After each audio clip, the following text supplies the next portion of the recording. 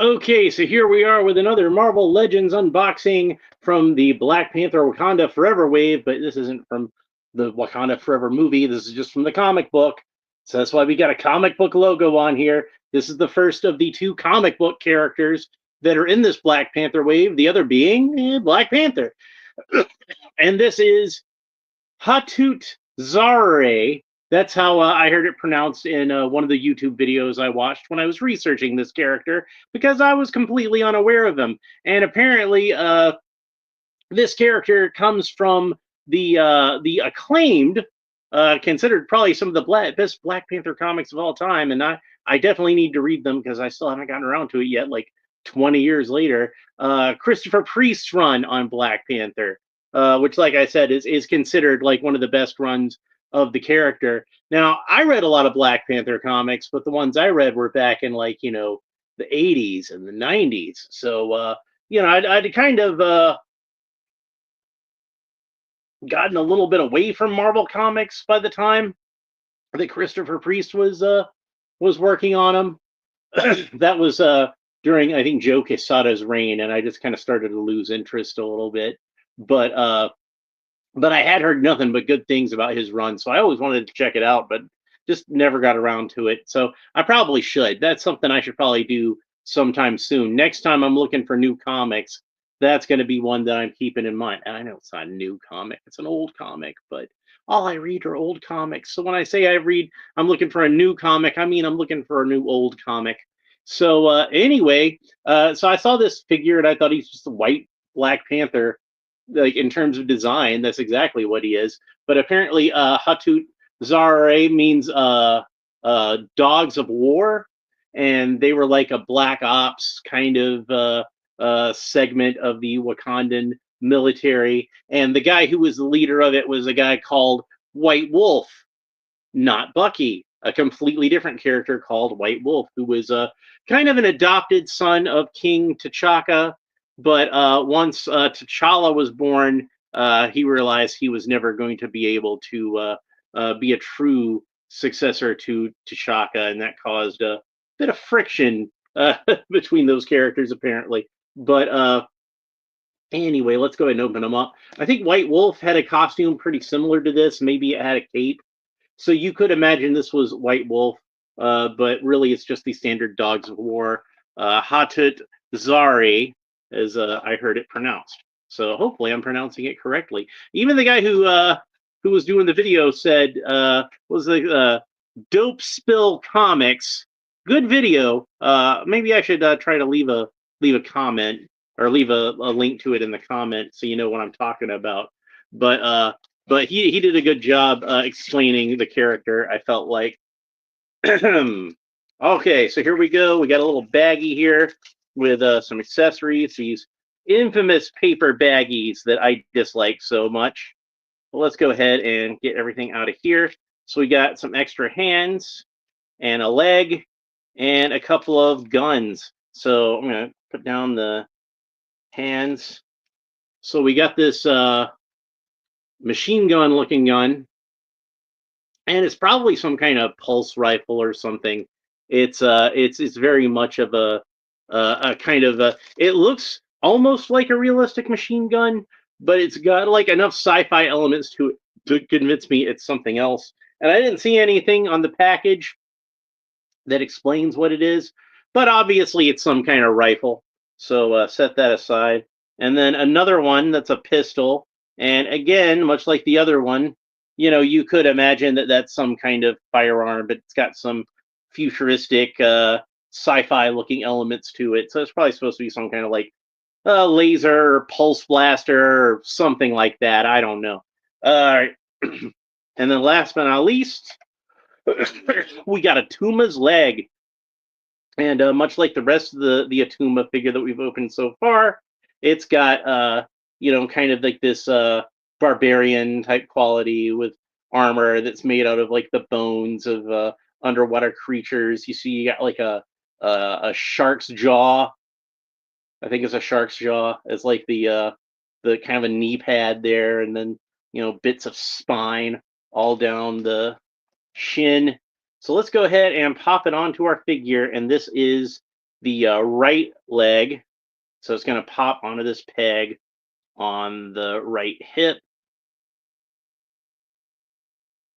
And that means we're almost done with our Atuma Build-A-Figure. Black Panther will be the last of it. If I can get it on there all the way.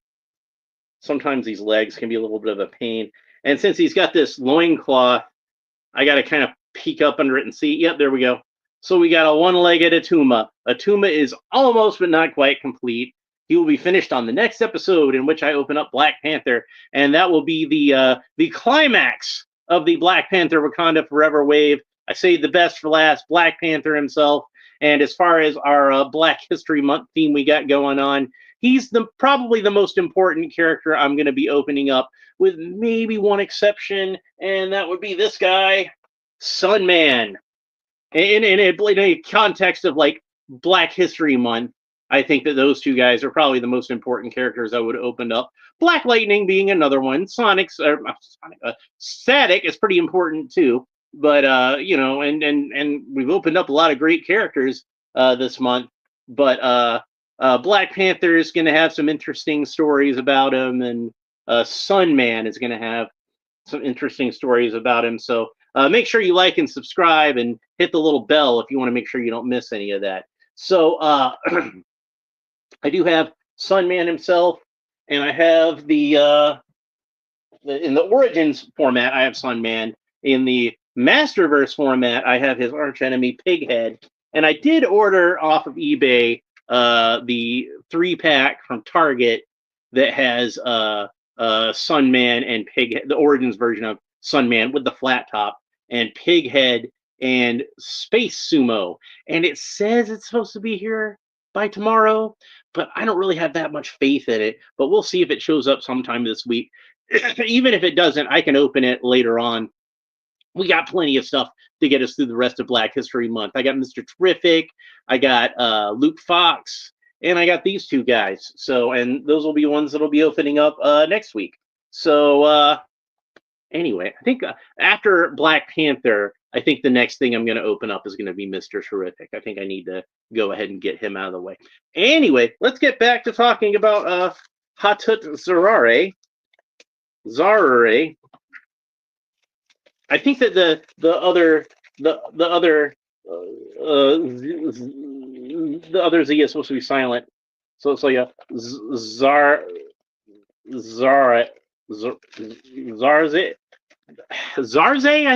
I think it's the other E, the first E that's supposed to be kind of silent, or at least de-emphasized. All right, so here we have our dog of war. We'll just say that for now. We have him out of the package, and like I said, he's pretty much a white Black Panther action figure. You know, I would not be surprised to learn that these were parts that were reused from an actual Black Panther figure, probably based on Mark Texeria's art in the comics at the time. And it does look to me quite a bit like how he drew Black Panther's costume. He kind of redesigned it a little bit so that in the original Jack Kirby design, Black Panther had pinstriped gloves and boots, and he kind of replaced it with these sort of gold ornamentations around where the gloves and boots would be, and gave him also a little bit of a, not quite a necklace, but you know how it is in the MCU where it's like kind of decorative bits that are kind of in the pattern of a necklace, but they're incorporated into the suit. And anyway, he's a really cool, really impressive looking figure. Obviously, if you're using Black Panther as a base, Black Panther already has a great costume, and making it like a white version of Black Panther, like a negative version of Black Panther, like an opposite version of Black Panther. I am a sucker for like opposite versions of the hero. Like, I love Bizarro for Superman, and I've discussed before on this channel my love for Faker, and how I kind of, the thing that fascinated me the most about Faker when I was a child was, it's like He-Man has his own version of Bizarro. That's really cool. But yeah, you can see what comes on the figure is the solid fists, and he's got toes on his shoes, which I really like. Remember when I did the Wildcat review, I was talking about how I wish they had done that with Wildcat. Well, here's a good example of it. So let's go ahead and take these fists out of his hands because those are not the hands I'm going to be leaving on there. He's got two guns and he's got two hands that are sculpted to hold guns. You can see they're gripping hands with trigger fingers. So I feel like those would be the most appropriate to have in there so he can hold both of his guns because he doesn't have any kind of storage for his guns. You can see there's no holsters or anything like that. So if I want to display him with his guns, he's got to be holding them. And even though this looks like something it would be probably best to hold it with two hands, I'm sure he's a tough enough guy he can hold it with both. This is as I surmised from looking at the packaging art. This is supposed to be an army builder figure, so you would buy lots of these, unless you just want to pretend it's White Wolf himself. So let's go ahead and get the pistol into his hand.